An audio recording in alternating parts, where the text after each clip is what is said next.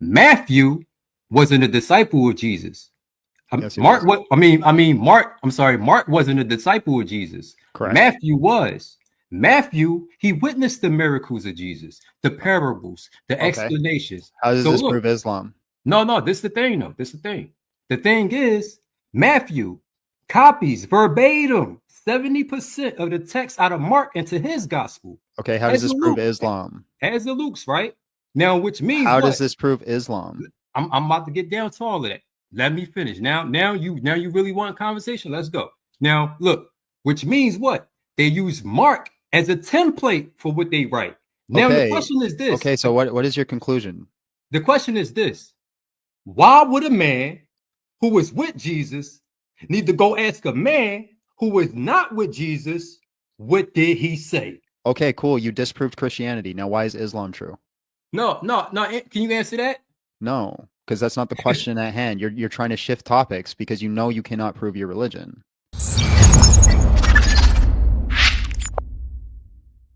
Well, I've been listening. I'll be listening to you for a while and hearing what's going on and things. And I see it say, "Why should I be Muslim?" Mm-hmm. We go over that. I heard you talk about, prophecies, Matthew, and et cetera things. All right. So what I want to do is try to speak about how, we believe Allah is the creator. And we can go over things like that if you want to. Right. So we could just think so you about know, yeah. So just so you know, I don't need to know anything about like why. I don't need to know about what you guys believe because I've heard it all. What I want to know is why do you believe it? What is the reason to believe it? So what I would say is, I believe it to be, true because, again, these things don't come into existence on their own.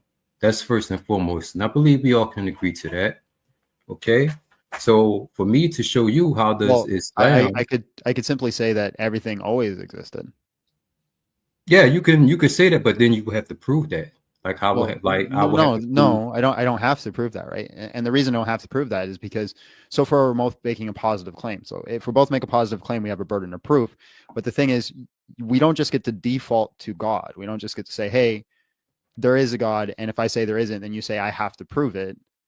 It's not really how it works. I can say I haven't been convinced of your standard. I don't know, and I could like take an agnostic route. Yeah, but still you made a claim. So right when you have to prove it, like example, you asked me the same thing, right? You would Well, no. just What I'm saying is, if I said for like absolute certainty that the universe always existed, then yes, I would have to prove it. But if I simply stated, you said there has to be a God, I say, well, it's possible that things just always existed. It's possible it could be a God. I can just simply say I don't know. I could take the agnostic route. yeah, As long as it's logically possible, I don't have to assume that it's a God, and I don't have to assume it's the Islamic God. yeah. See exactly what you said, right? Key word, right? You said logically. Now that changed the whole ball game. Okay, before we get into this, can you give me the 3 laws of logic? Okay, so what I know of logic, right? I can't give you the exact definition, but logic to me, right, is Well, reasoning. there is no logic to me. I know logic is reasoning and validity, basically, Well, it's not. It's not right? just to me. Like there's a certain standard of how Well, I logic would say, is. well, I'm sorry because I forget things here and there, but Mhm. reasoning, Yeah, so simple, that'd be a part simple of logic. reasoning principles. Yeah, Okay, but so there's 3 laws of logic, right? There's law of excluded middle, there's law of non-contradiction, and the law of identity. If I can give something that doesn't break one of those three laws of logic, then it's consistent, and therefore it's not illogical. yeah, I agree. I Right. agree with that. Yeah. So, for example, it's perfectly logical to say the universe always existed because it doesn't break any one of those laws.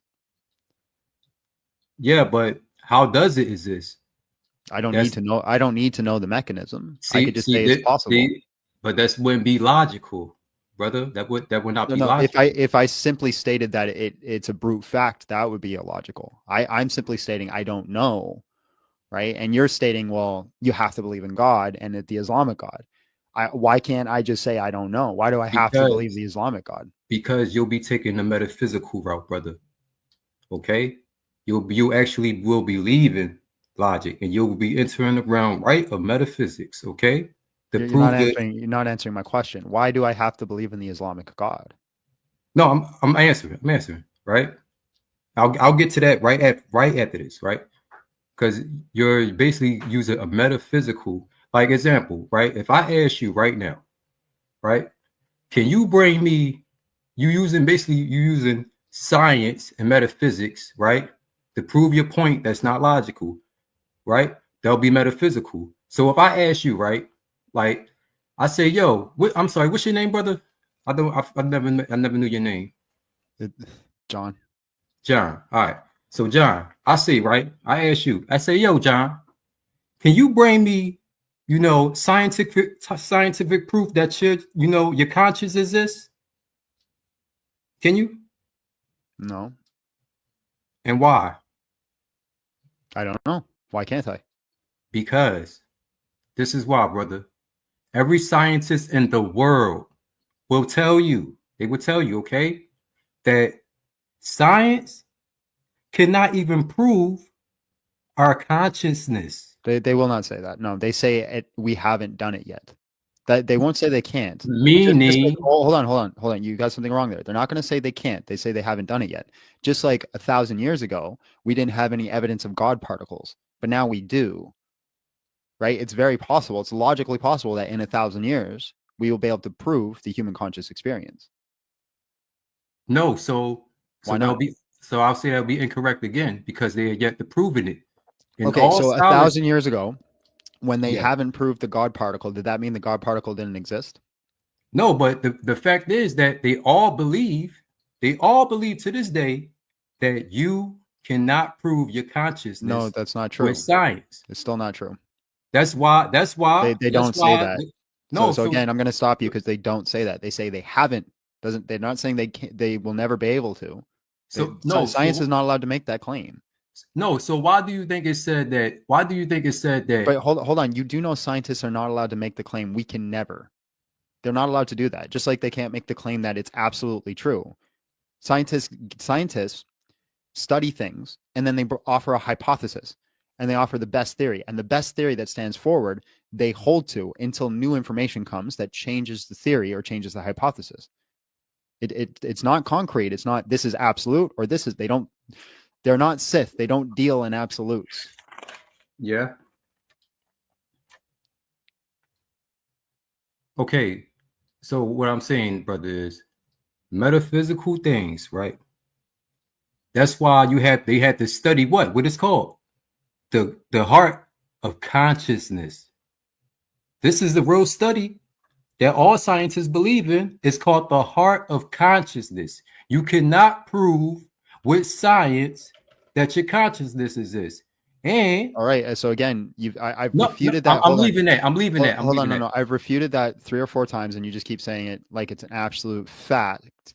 Can you find me one scientist that refutes this?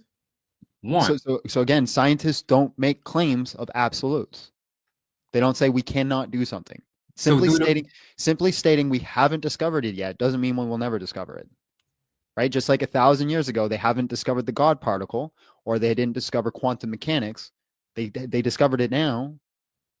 Right? 1,000 years from now, they'll discover new things we haven't discovered yet. That's the act of discovering. So simply stating they haven't discovered it yet doesn't mean they'll never discover it. Okay, but the thing is, the theory of it still exists. They still believe in the theory of heart of consciousness. Okay, that tells us. Doesn't tell us anything. Yeah, that tells us that what? Nothing. That tells us that you cannot prove it. So that's basically you asking for. It tells us it hasn't been proven yet. That doesn't mean you get to put God. You're giving the God of the gaps fallacy. All right, so that's still go. So you say that's still go with my claim because you're looking for empirical evidence. I'm not looking for empirical evidence. I'm not looking for empirical. I didn't make a claim or ask for empirical. No, you asking. Listen, I did not ask for empirical evidence. Anyways, bro, you don't get to just throw in it. You don't get to posit God. And I'm not asking for empirical evidence. I'm not asking for any of that. I'm simply stating, I don't know, and I can hold that ground. You haven't given me any reason to believe in Islam at all. No, I was proving it. No, you weren't. So all right, so let me finish, right? So right, I don't want you to finish. I want you to do another point if you have one. all right, what do you want to speak of? Because we spoke about a few things on here. You spoke about the Torah. You spoke about Matthew. Well, this is the thing. You bring up Matthew, right? This is the thing, right? Matthew wasn't a disciple of Jesus. Yes, Mark, what I mean, Mark. I'm sorry, Mark wasn't a disciple of Jesus. Correct. Matthew was. Matthew, he witnessed the miracles of Jesus, the parables, the explanations. How does this prove Islam? No, this is the thing, though. This is the thing. The thing is, Matthew copies verbatim 70% of the text out of Mark into his gospel. Okay, how does this prove Islam? As the Luke's, right? Now, which means how does this prove Islam? I'm about to get down to all of that. Let me finish. Now you really want a conversation. Let's go. Now, look, which means what? They use Mark as a template for what they write. Now, the question is this. Okay, so what is your conclusion? The question is this. Why would a man who was with Jesus need to go ask a man who was not with Jesus, what did he say? Okay, cool. You disproved Christianity. Now, why is Islam true? No. Can you answer that? No, because that's not the question at hand. You're trying to shift topics because you know you cannot prove your religion. Okay, so all right. I'm gonna prove to you how everything exists through a law. Okay, I'm gonna start with a law first. Okay, so I don't want to be into. You want to learn? You want to know? I'm gonna go at it. All right. So hold on. I didn't ask him to shift topics. Let's look at the planets. You asking why you should follow, right? I'm giving you clear answers and evidences right here, right? Mm-hmm. Right. Now, if we look, y'all, for me, what I would say about Allah in Islam, right? According to let me finish my explanation respectfully. All right. Now, according to Hindus, everybody, right? According to Hindus, they can have millions of gods, right? But we cannot sit here and say, according to evolution or religion, that it makes sense. No. Okay? Because what's your point, bro? You're kind of just I'm proving to you why you should follow Islam. Okay, but I'm starting with the creator first. Okay, you understand me? You with me? I'm about to finish up. No one. I don't think anyone is getting what you're trying to say, bro. All right, just listen. Because we say what? Again, nobody understand me. I'm gonna repeat it. According to Hindus, they can have up to millions of gods, right? Mm-hmm. But we cannot sit here and say, according to evolution and religion, that this makes sense. Why? No. So you would say that? Why can't you have millions of gods? Understand what I'm asking you. Again, you're missing the point. All right. So again, why can't you have millions of gods? Okay, because that would prove to us, right? If you have millions of gods, right, it'll be nothing but destruction. Why? Okay, it wouldn't everything, right? Everything wouldn't run in accordance. Imagine 2 gods, 3 gods, 4 gods. Okay, so let me tell you why it's still logically possible to have 2 or 3 gods. Because you can have 2 or 3 gods. They're all infinitely good, so therefore they only make the best decisions. And because they only make the best decisions, they never argue with each other or contradict each other. That makes no sense, though. It makes perfect sense. What's the contradiction? The contradiction are the gods. That's the contradiction. How can there be more gods than one God? Because if you had multiple gods, they would just simply be infinitely good, and therefore they would never contradict each other because they would only make the best choices. Why is that not possible? How? Explain more. Now teach me more. Explain why you say that. Why do I need to teach you more? I'm simply because it doesn't make sense to me. So can you teach me more? I'm simply giving you a logical possibility, right? You're saying we have to have one God. Well, you're saying we have to have one God. Hold on. You're saying we have to have one God because if we don't, they'll fight each other. I'm saying, well, if they were infinitely good, they wouldn't fight each other. So all I'm doing is refuting your argument. I'm not saying there's multiple gods. I'm saying your argument is wrong. Oh, well, the argument doesn't matter because you're not saying it. All right. All right, So bro. he talked about the I'm Torah. gonna jump onto the next person because we're not actually progressing in this conversation. All But right, I all right, appreciate so your time. God bless and have yourself a great night.